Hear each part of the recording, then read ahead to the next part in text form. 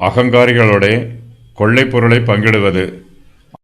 அகங்காரிகளோடே கொள்ளை பொருளை பங்கிடுவதை பார்க்கிலும் சிறுமையானவர்களோடே மனத்தாழ்மையாய் இருப்பது நலம்.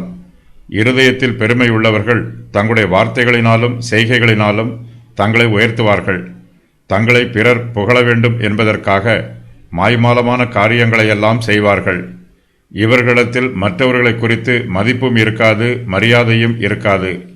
மற்றவர்களை பற்றிய கரிசனையும் இவர்களிடத்தில் சிறிதும் இருக்காது. தாங்கள் பெருமைப்படுகிற பிரகாரம் ஜீவிக்க வேண்டும் என்று ஆசைப்படுவார்கள். நியாயமான வழிகளில் சம்பாதிப்பதற்கு பதிலாக அநீதியான வழிகளில் கொள்ளையிட ஆரம்பிப்பார்கள். அகங்காரிகள் கொள்ளைக்காரர்களாகவும் இருக்கிறார்கள். இவர்கள் தனியாகவும் கொள்ளையடிக்கிறார்கள், கூட்டிச் சேர்ந்தும் கொள்ளையடிக்கிறார்கள். கொள்ளையடித்த பின்பு அகங்காரிகள் தங்களுக்குள் கொள்ளை பொருளை பங்கிடுவது வழக்கம். இவர்களுக்கு தேவனுடைய கிருபை கிடைக்காது. கொள்ளை பொருளில் கர்த்தருடைய ஆசீர்வாதம் இருக்காது. அகங்காரிகள் பிறர் பொருளை கொள்ளையிட்டு தங்களுடைய ஆத்மாவை இழந்து போகிறார்கள். தேவனுடைய கிருபையை பெற்றுக்கொள்ள வேண்டும் என்றால் நம்மிடத்தில் மனத்தாழ்மை இருக்க வேண்டும்.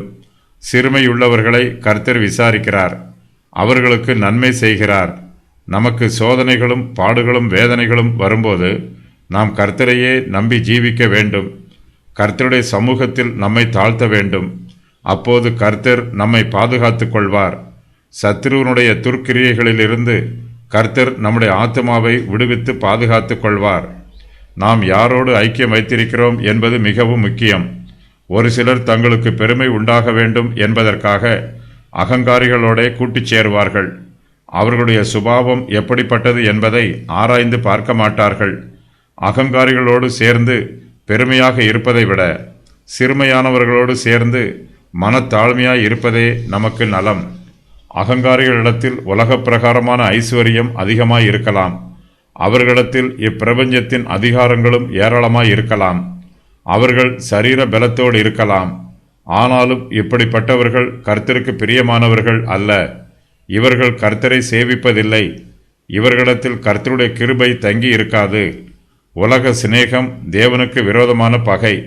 உலகம் தேவனை மனுஷருக்கு பகையாய் ஆக்கிவிடுகிறது. இதே உலகம் சாத்தானை மனுஷனுக்கு எஜமானனாக ஆக்கிவிடுகிறது. உலகத்தை சிநேகிக்கிறவர்கள் சாத்தானை சிநேகிக்கிறார்கள்.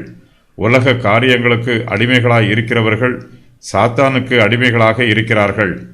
நாம் இப்பிரபஞ்சத்தில் ஏழைகளாக இருந்தாலும் கர்த்தருடைய பிள்ளைகளாக இருக்க வேண்டும். கர்த்தருக்கு கீழ்ப்படிந்து ஜீவிக்க வேண்டும்.